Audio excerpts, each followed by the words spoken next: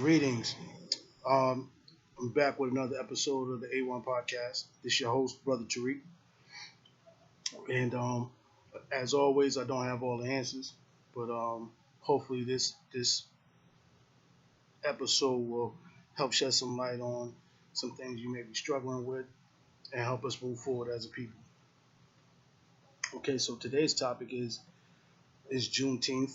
You know what I'm saying? It's the day that the slaves in the Americas was actually freed, right? The indigenous people were actually freed here. And I want to go over some things that I've noticed in the previous weeks, right? So there's been an outrage in this country or this nation as far as it comes to race relations, right? And you wonder why so many of our people feel a way about talking about race on a job, right? Even when it comes to just setting the man on the cracker right, you know what I'm saying, or straight on the job. Well, to my knowledge or from my understanding or just my position, I see the reason why a lot of people don't like talking about it. One is because they know the enemy is just trying to draw them out. You know what I'm saying? They're trying to draw somebody out who's awake, right? Who's aware of the situation. That's why they always say, the old folks, you ever hear old people say, you never let the left hand know what the right hand is doing, right? Because if they can, they will try to sabotage you or stop you, right? Two, another reason is because you always have one of those sambos who will go against the grain just to go against the grain to gain favor from his master, right?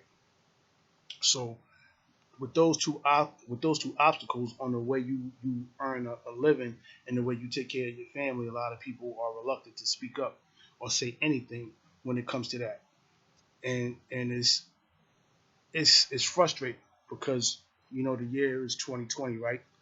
Or clear vision, as my uncle would say, and we still dealing with things from the late 1940s, right? So you got you got those who will sit in your face, right, and grin and say they want to see brothers and sisters get ahead and go into leadership positions, right? But in one breath, they'll say that, and then the next breath, they'll get offended when you're taking leadership training courses or you're being groomed to be a person or a figure of authority within a corporation or some type of field of study, right? The same reason why those who will claim, "Well, I'm not racist. I have many black friends," or whatever, and they start crying because the race car NASCAR pulled down a Confederate flag. Now you want to boycott NFL and you want to boycott NASCAR. Why? Because your whiteness is feel threatening.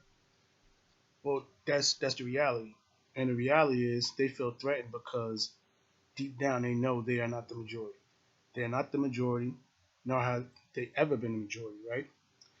They for a long time they held on to being the majority in this country. But about 2, 3 years ago that stopped. You know what I'm saying? They're not even the majority in this country no more. But they will never let you know that. And as long as they keep a monopoly on industries and things of that nature, we're still going to, as a group, be subservient to them. And that's why it's more important than ever, even on this Juneteenth, to keep pushing forward to groom yourselves and the people that come after you for leadership positions, so that it becomes a point in time where you don't even have to participate in a system because you can have your own standalone system, aka another Black Wall Street, right? And that's what most people are in fear of. You know, most people caucus of origin, of Caucasian origin, are afraid of us having another Black Wall Street, because if we have another Black Wall Street, that means they don't make enough money.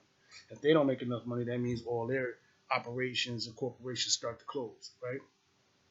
And they can't let that happen because we are the engine, we are the economic engine that drives this country. I think I told you that on the previous episode.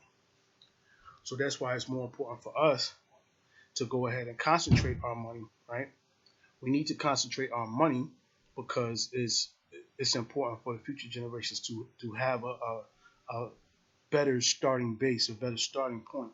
So they're not starting in and books with no schools with no books, and schools with teachers that don't look like them, or our neighborhoods are dilapidated, and basically places that aren't fit, what I mean, for a rat to live. You know what I mean? We, in order to go ahead and change our situation in this country, we have to start by grooming ourselves and grooming the people around us to take leadership, right?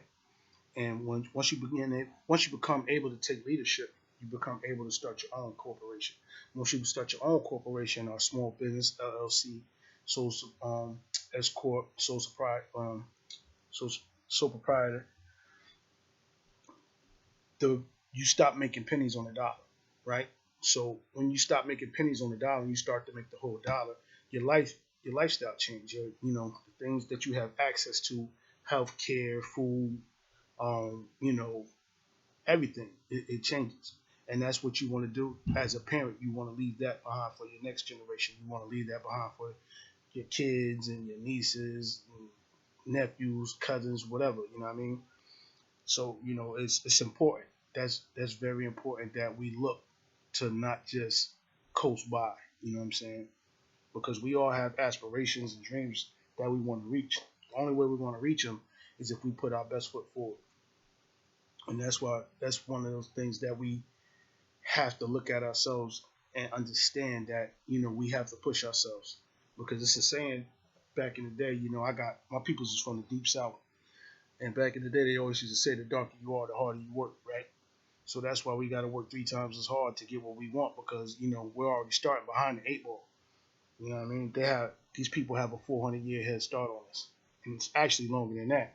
If you think back to when the Greeks and the Romans was invading northern Africa, right? So they have a very long head start on us, and the only way we can even the playing field is to take initiative right now while we have the chance, because they're definitely still trying to strip away a lot of those rights. And so while some people may feel different because you got people out here marching and rallying and all that, it sounds good. I mean, it sounds great. They was doing that in the '60s, and I have people from the '60s who thought that by us going to school with white people changed something. It didn't. You know what I mean? We're still getting killed and tortured at a higher rate than we witnessed in the past 20 years. And if you listen to the people around you, the hatred is even more ingrained than ever. You know what I'm saying? And they still look you in the face and say, "Well, oh, I'm not racist." You know what I mean? I just have my views. Cool. I just like knowing that you stand where you stand, and I stand where I stand. And where I stand is for black excellence. You know what I'm saying? Indigenous people, we are the cream of the crop. You know what I mean? So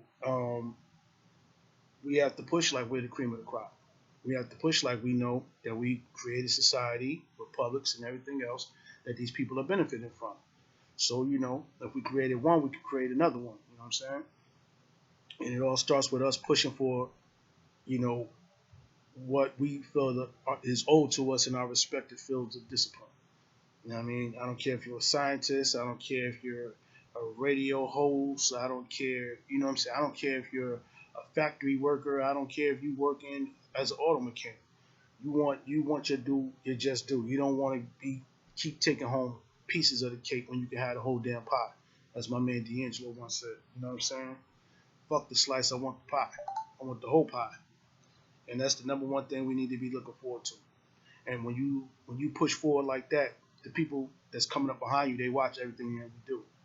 You know what I mean? So we have to do that, and then we have to turn our black dollars over. So I'm not saying that you shouldn't go out and enjoy yourself, but when you go out and enjoy yourself, why go to a white man's bar when you can go up the street to a black man's bar? You know what I'm saying? So just some short and sweet for y'all today. You know what I mean? I just wanted to express my thoughts and get them out there. I know it's been a couple of days, so you know what I mean? Stay black, stay positive, stay aware. You know what I mean? And always strive for excellence. Peace and love. This your brother Tariq. Again, like I said, I don't have all the answers, but hopefully, this will lead you into a right direction, into a positive direction, and hopefully this podcast leads you in a better place than it found you in. Peace.